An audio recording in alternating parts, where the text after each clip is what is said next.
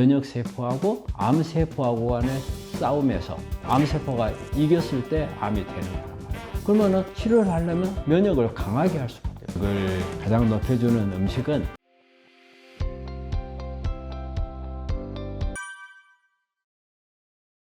면역력이 떨어지게 되면 그 면역이 뭐 호중구라든지 뭐 T세포라든지 NK세포 이런 다양한 게 있겠지만 뭐 어쨌든 우리가 이제 암을 주제로 가지고 이야기를 하는 거니까 암에 대한 이렇게 면역을 보자면은 일단은 우리가 면역이 암하고 바이러스하고 면역이 같아요. T세포, NK세포는 암세포도 잡고 바이러스도 잡는 그런 기능이 있어요. 그러다 보니까 일단은 가장 우선적으로 올 수 있는 게 바이러스 질환에 잘 걸린다는 거예요. 그래서 우리가 감기 바이러스잖아요. 독감이라든지 이런 게 바이러스니까 이 바이러스 질환이 잘 걸리거나 또 특히 대상포진은 이게 바이러스거든요. 그래서 옛날에는 대상포진은 특히 그랬어요. 대상포진에 걸리면 혹시 암이 있지 않나 해서 암을 검사하기도 한 적도 있어요. 그 다음에 단순포진, 그리고 또 우리 인유두종 바이러스 HPV라는 거, 이거는 그 자체로도 암을 일으키잖아요. 그래서 이런 바이러스 질환이 잘 걸리면은 이 면역이 떨어졌다고 봐야 되고, 우리가 그냥 표면적으로 볼 때 피부에 뭐 뻐드락지 같은 거 이런 거 잘 생기는 경우, 그리고 또 어떤 환자들 보면 구내염이 자주 발생하잖아요. 이것도 되게 이제 면역이 떨어져서 이제 오는 이런 패턴을 보이는 거고요. 또 장이 나빠요. 장이 안 좋은 사람들이 참 많거든요. 장 문제라든지. 그리고 또 면역이 떨어졌을 때 보면은 체중 같은 것도 이게 많이 줄어드는 이제 이런 패턴이 있는 경우에 대개 보면은 면역이 떨어진 걸로 인한 이런 이제 증상들이, 그리고 면역이 떨어지는 경우에 보면 대개 어떤 체력 같은 것도 많이 떨어져요. 저는 제일 1번으로 그냥 우리가 쉽게 체크할 수 있는 게 체온 저하예요. 면역이 이게 떨어져 있으면은 대개 보면 체온이 떨어져 있는 사람들은 면역이 떨어져 있다고 봐야 돼요. 우리가 일반적으로 체온을 잘 안 재잖아요. 그런데 저체온인 사람들이 있어요. 36도 5부 뭐 밑으로 가는 사람. 우리가 아침에 일어났을 때 36도 5부고 오후 4시 되면 36도 8부 이렇게 체온을 유지를 해야 되거든요. 그런데 아침에 36도 5부가 안 되고 어떤 사람들은 35도밖에 안 되는 사람들도 많이 있고 그래요. 그리고 오후에 보면 체온이 올라가야 하는데 올라가지 못하고 이런 사람들은 일단은 면역이 떨어져 있다고 봐야 돼요. 그리고 체중 감소나 그다음에 체력적으로 떨어진 사람들, 그리고 만성 피로가 있는 사람들, 계속 항상 피곤한 사람들 있잖아요. 이런 사람들이 면역이 떨어진 사람 특징적인 이런 부분들이고, 그리고 이렇게 장 기능이 안 좋은 사람들, 그 다음에 운동 안 하는 사람들, 운동 안 하는 사람들 대개 보면은 장 기능이 많이 약해요. 그리고 또 하나, 면역 안 좋은 사람들 보면은요, 우리가 말하는 인스턴트 식품이나 패스트푸드 이런 불량식품 좋아하는 사람들이 의외로 면역이 다 떨어져 있어요. 어떤 심리적으로 이게 볼 때, 이게 스트레스가 많은 사람이나 소심한 성격을 가진 사람이 저는 면역이 떨어지다고 봐요. 이 소심한 사람은요, 항상 스트레스 속에 살아요. 이 스트레스로 인해서 면역이 대부분 다 떨어지거든요. 그래서 이런 사람들이 되게 공통적으로 면역이 떨어진 사람이 가지고 있는 특징이라고 봐요. 면역을 떨어뜨리는 것에 가장 저는 제 1번이 알코올이에요.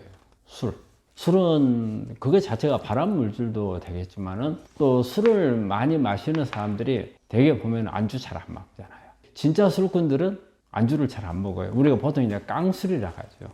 이런 사람들은 면역이 많이 떨어져요. 그리고 또 하나는 설탕 좋아하는 사람들. 이 설탕은 사실은 우리 몸 안에 들어갔을 때, 우리 장에 들어갔을 때 우리가 유익균들은 설탕이 밥이 아니에요. 유익균들은 식이섬유가, 섬유소, 이 부분들을 주로 먹고 사는 게 유익균들이거든요. 근데 대개 유해균들, 나쁜 균들이 설탕을 먹고 살거든요. 설탕을 밥으로 써요. 그러면 나쁜 균들이 많이 성장을 한단 말이에요. 그러면 결과적으로는 면역이 떨어지거든요. 그래서 이제 이런 설탕을 좋아하는 사람들, 그리고 또 보면 짜게 먹는 사람들, 소금은, 나트륨은 사실은 염증성 미네랄이라는 말을 써요. 우리가 특히 위암 같은 경우에도 보면 짜게 먹는 사람들 위암 잘 걸리거든요. 위벽에 염증을 일으켜가지고 그렇거든요. 그래서 짜게 먹는 사람들, 그리고 뭐 습관적인 이런 부분들을 본다면은 되게 이제 잠을 많이 못 자는 사람들, 잠을 많이 못 자는 사람들이 그런 부분이 되겠고, 그리고 너무 이렇게 뭘 정리하기 좋아하는 사람들, 저는 그런 부분에 들어간다고 생각을 해요. 그래서 이 정리가 안 돼 있으면 스트레스를 막 받고 이런 부분들, 노이로제 같은 게 이런 게 있는 사람들, 이런 사람들이 그런 습관을 가지고 있는 사람들이 면역이 떨어지는 원인이 될 거예요. 면역하고 암하고는 아주 중요한 관계죠. 우리가 암을 치료하는 데서 저는 항상 4가지 방향으로 보거든요. 첫째는 우리가 이제 암이 발생을 했을 때 현대의학적인 방법이 있잖아요. 현대의학적인 뭐 수술, 항암, 방사선, 요즘에 뭐 면역 항암제 이런 부분들을 쓰잖아요. 이게 한 축이에요, 대학에서 하는 거. 그리고 또 한 축은 면역이에요.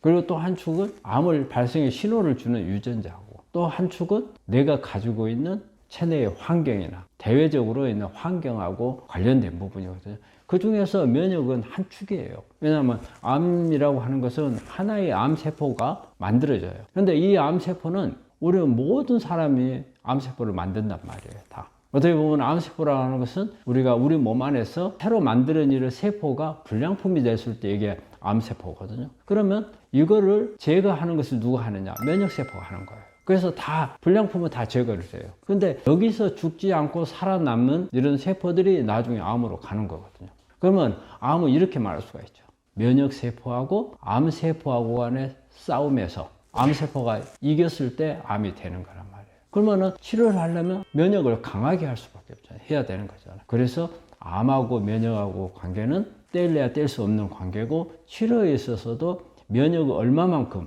잘 강화를 해서 치료를 하느냐가 중요한 부분이에요. 그러니까 우리 일반인들이 보면 면역을 높인다는 말만 주로 많이 쓰잖아요. 면역을 높여야 된다, 면역을 높여야 된다. 그런데 의외로 그렇지 않은 경우가 있어요. 일반적으로는 면역을 높이는 게 맞죠. 그리고 면역이 아주 복잡해요. 복잡한데 일단은 면역은 높인다, 아니면 안 높인다, 이런 개념으로 볼 때 면역을 높이는 게 당연하게 좋죠. 하지만 높여서 안 좋은 경우 있어요. 이런 경우는 어떤 경우냐면요, 오히려 면역세포가 힘은 강한데 암세포를 잡으러 가서 암세포를 공격을 하는 게 아니고 오히려 암세포를 싸고 보호해줘 버리는 상황이 생기는 경우가 있어요. 그러면 이런 세포가 많아지면 안 좋겠죠. 그래서 면역을 너무 높인다 하더라도 만약에 암하고 싸우러 가가지고 조직을 갖다 둘러싸서 오히려 보호해줘 버리는 그런 상황이 된다면 높인 만큼 더 안 좋을 수 있어요. 그래서 암 면역이라고 하는 것은 무조건 높이는 것은 좋은 게 아닙니다. 면역을 가장 높여주는 음식은, 이제 음식으로 본다면 다당체인 베타글루칸, 또 알파글루칸 이런 게 있는 이제 버섯 종류가 그런 역할을 이제 많이 할 거고, 버섯 종류가 아마 가장 그런 부분에서 강하게 할 거고요. 그 다음에 아연이 많은 음식, 아연은 우리가 면역 미네랄을 하거든요. 그래서 아연이 많은 굴 있잖아요, 굴. 그 다음에 카카오, 그 다음에 이제 견과류도 좀 많이 들었고요. 그 다음에 통곡류 이런 거 있잖아요. 귤이라든지 보리라든지 이런 부분에도 상당히 많이 들어있고, 그리고 병아리콩이 요 근래에 와가지고 상당히 암을 치료하는 데 있어서 도움이 되는 음식 중에 하나로 이렇게 병아리콩이 많이 좀 알려져 있거든요. 그 다음에 또 호박 같은 경우, 이런 음식들이 그런 부분을 좀 강화시켜주는 그런 음식이 되죠. 예. 그러니까 우리가 일반적으로 면역이 좋으면 암을 잘 억제하리라고 생각하잖아요. 근데 의외로 면역이 높다고 해가지고 암을 다 잡을 수 있는 게 아니란 말이에요. 그러면 너무 어떻게 암 잡는 게 너무 쉽죠. 면역만 높여놓으면 암 다 잡게요. 근데 의외로 이렇게 면역이 높은 사람들이 높은데도 보면 벌써 재발되어 있고 전이 되어 있는 이런 경우가 있어요. 자, 그러면은 왜 그런 현상이 나오느냐? 우리가 재발되거나 전이 되는 경우에 암세포는 항상 처음에 내가 암을 발견했을 때 이 상태로 있질 않아요. 점점 더 업그레이드가 돼요. 그래서 암은 그 환경에 따라서 그 암세포가 자신이 살 수 있는 환경에 적응해 가요. 그러니까 암은 수술도 하고 막 항암하고 방사선 하잖아요. 그러면 여기서 살아남은 놈들은 벌써 그 환경에, 더 안 좋은 환경에서 살 수 있도록 변화가 돼버리는 거예요. 그래서 우리가 보통 이제 항암제 내성이 생긴다는 말도 그런 말이거든요. 항암제 안 죽게 되는 거예요. 처음에는 잘 죽어요. 뭣도 모르다가. 근데 여러분들이 이제 이 항암제에 벗어날 방법을 깨달으는 거예요. 그러면 그런 방어막을 또 친단 말이에요. 그래서 발전을 하는데, 이게 이제 재발 전이가 되는 이런 암세포들은 특히 줄기세포 쪽으로 넘어가요. 그럼 줄기세포는 줄기세포는 항암제나 이런 부분들도 안 죽지만 어떻게 보면 일반적인 암세포에 비해서 이렇게 줄기세포 간 세포들이 되게 면역세포에도 잘 견뎌요. 줄기세포 쪽으로 넘어가니까 그런 현상이 있고, 또 면역하고 관련이 없이 그 암을 만드는 변이된 유전자들이 어떤 성질을 가지고 있느냐에 따라서 아주 악성으로 가는 유전자들을 발현하는 그런 암들이 있거든요. 이런 유전자들을 많이 발현이 된 암은 면역세포를 이겨내버리는 경우가 많죠. 그렇기 때문에 아무리 면역세포가 강해도 성장을 할 수가 있는 거고, 면역은 체력하고 기력하고는 틀리다는 거죠. 이게 면역세포들도 어때요? 잘 먹어야 하잖아요. 영양 공급을 잘 받아야 하잖아요. 근데 영양 공급을 못 받으면 면역세포는 사실 비실비실해져요. 그런데 암세포는 우리 몸에 어떤 거든지 다 갖다 써요. 그렇기 때문에 암 환자들의 체중이 참 많이 빠지잖아요. 그거는 어떤 것들이 갖다 쓰는 거예요. 그래서 내 정상세포들은 힘을 못 쓰지만 암세포들은 뭘 갖다 가져가기 때문에, 특히 재발전이 되는 놈들은 독한 놈들이기 때문에 큰단 말이에요. 그래서 영양이 부족하거나 체력적으로 약한 사람들은 면역이 좀 강하다 하더라도 재발 전이가 더 악화가 되고 암세포가 빨리 크는 그런 현상이 오는 거죠. 그죠? 우리가 면역이라고 하면은 아주 일반인들이 생각하면 단순하게 생각을 해요. 그리고 면역이 뭔가에 대해서 잘 몰라요. 되게 이런 분들이 많아요. 면역은 체력이나 기력하고 같다, 이렇게 생각하는 분들이 많아요. 그래서 면역 검사를 해봅시다 하면은 어떤 분들 오셔가지고 그래요. 저는 지금까지 저 감기도 한 번도 잘 안 걸리고, 그리고 체력도 좋고 기력도 좋고, 그렇기 때문에 저는 면역 하나는 좋아요, 이런 말씀 하시는 분들 계시거든요. 근데 면역은 체력이나 기력이 아닙니다. 면역은 바로 우리 몸 안에 있는 세포예요. 우리 몸은 모든 게 세포로 구성이 되어 있듯이 면역도 마찬가지로 세포예요. 이 세포들이 얼마만큼 힘이 있어가지고 암세포라든지 이런 외부에서 들어오는 이런 이물질에 대해서 공격을 하느냐, 그거거든. 그래서 면역하고 체력하고 이런 부분들은 다르기 때문에 검사를 하지 않는 한은 알 수가 어렵고요. 또 면역은 우리가 그냥 면역 단순히 적다, 높인다, 그 개념이 아니고, 면역은 분류를 하자면 면역세포는 어떻게 보면은 세포들이기 때문에 이 세포 숫자가 많은 게 좋겠죠. 그러면 저는 병력이라고 말하는데, 병력이 많으면은 그 다음에 각각의 힘이 좋아야 하잖아요. 힘이 좋은 것은 아까도 말했지만 T세포가 또 흉선해서 힘이 좋게끔 만들어주는 역할을 해요. 그래서 각각 세포가 힘이 좋아야 돼서, 즉 일당백, 우리가 군인들을 보면은 훈련을 하면서 일당백에 아주 정예부대를 만들어야 한다 하잖아요. 이거 마찬가지로 일당백 훈련이 잘 돼 있어야 되는 거고, 또 암세포를 공격을 하러 가가지고 공격을 잘해야 돼요. 공격을 안 하고 꼬리 내려버리는 경우가 있어요. 그런 경우가 있고, 또 뭐냐면 우리가 면역세포가 암세포를 찾지 못해서 공격을 하지 못하는 경우가 있어요. 뭐냐면 요즘에 나오는 면역항암제가 그런 역할인 거예요. 암세포가 면역세포를 속이는 거예요. 그래서 내 면역세포는 암을 찾아가지고 적으로 보고 공격을 하려는데, 공격을 하려니까 어때요? 나는 너 적이 아니야, 난 친구야 하고 친구 표시를 하는 이런 경우가 있거든요. 그러면 면역세포는 친구로 보고 암세포 공격을 하지를 않아요.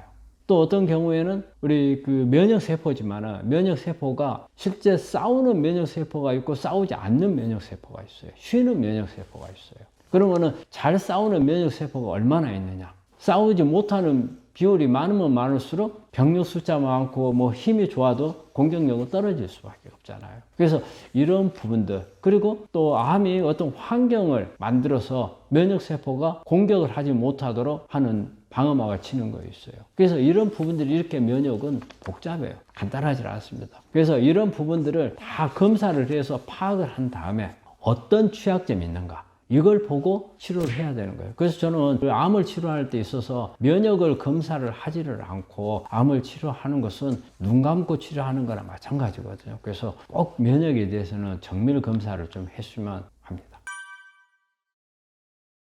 직접 이제 암을 공격하는 면역세포는 가장 크게 나누면은 T세포라는 게 있고, 그 다음에 NK세포라는 게 있어요. 그래서 이제 우리 NK세포는 보통 이제 자연 내추럴 킬러스 해서 자연 살해세포, 그 다음에 T세포라는 것은 T가 사이머스, 흉선이라는 거예요. 흉선을 거쳐서 나오는 세포, 이건 이제 T세포하고 NK세포가 이제 주작용을 하는 거죠. 그리고 이제 여기에 이제 NK T셀이라는 게 있어요. T세포하고 NK세포하고 중간세포가 있어요. 그래서 이건 아주 적지만 요즘에 와가지고 암을 치료하는 데서 상당히 NK T셀이 역할을 하기 때문에 아주 적은 거지만은 그게 이렇게 같이 분류 대상에서 넣을 수가 있는 거죠. 세 가지 이런 부분들이 주로 관여를 하죠.